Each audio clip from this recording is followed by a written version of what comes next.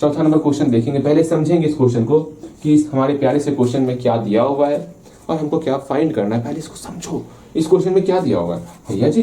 What is the common difference, मतलब हमको common difference अर्थात डी का वैल्यू बताना है। अच्छा एनएपी, किसी भी एपी में हमको डी का वैल्यू बताना है। भैया डी का वैल्यू बताना है और दिया हुआ क्या है, हमको दिया हुआ सिर्फ ये इक्वेशन दिया हुआ है A21 minus A7 equal to 84 हमको दे दिया गया और पूछा गया डी का वैल्यू बताइए। हम यहाँ देख रहे हैं माइनस है, जैसे ही दोनों को डिस्ट्रीब्यूट करेंगे हम लोग जानते हैं ना, A21 को लिख सकते हैं A प्लस 20D और A7 को लिख सकते हैं A प्लस 6D। माइनस का दोनों टर्म हो जाएगा, माइनस से A कैंसिल आउट, सिर्फ D का टर्म बचेगा और D के टर्म से हम लोग D को अकेला कर लेंगे और वही वैल्यू निकालना भी है हम लोग को। बताओ इससे आसान कछुआ होगा?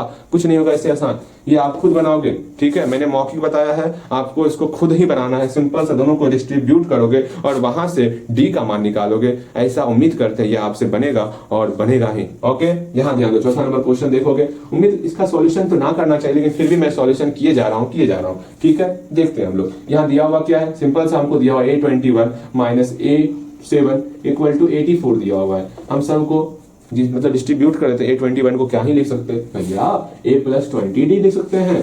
A7 को A प्लस 6D लिख सकते हैं। एक बात ध्यान में रखना, माइनस के बाद अगर एक टर्म को दो टर्म में हम लोग कन्वर्ट कर रहे हैं, इस एक टर्म को दो टर्म में कन्वर्ट कर रहे हैं, हमेशा कोष्ठ में लिखना है। यहाँ पर आपसे गलतियां हो सकती हैं, इस गलती को सुधार लोगे आप। इक्वल टू 84, मैं बार बार बोल रहा हूँ, माइनस के बाद अगर एक से ज्यादा टर्म आएगा उसको कोष्ठ में लिखना है आपको। ओके ठीक है, यही गलतियां हो सकती है, इससे ज्यादा गलती आपसे ना होगा। माइनस 60 इक्वल टू 84 कैसे हुआ? माइनस के कारण सबका सिंबल चेंज होगा। इस ए का सिंबल माइनस हो गया, इस 6D का सिंबल प्लस से माइनस हो गया। बस सिंपल सा ए से ए चले गया नानी की यहाँ पानी भरने। भैया हमें भी पानी भरने जाना था। यहाँ देखो, अब सिंपल सा 20D और 6D आपस में सॉल्व होगा तो हम लोग का कितना हो जाएगा? 14D हो जाएगा। इधर 84 है, यहाँ 40 मेरा मल्टीप्लाई के फॉर्म में 14 है, बराबर की उस तरफ भेज देंगे तो ये मेरा डिवाइड हो जाएगा और यहाँ से काम कंप्लीट कर लेंगे। ठीक है, 6 टाइम्स में ये आपका सॉल्व हो गया, D इक्वल टू 6 हो गया। बताओ इससे आसान क्या होगा?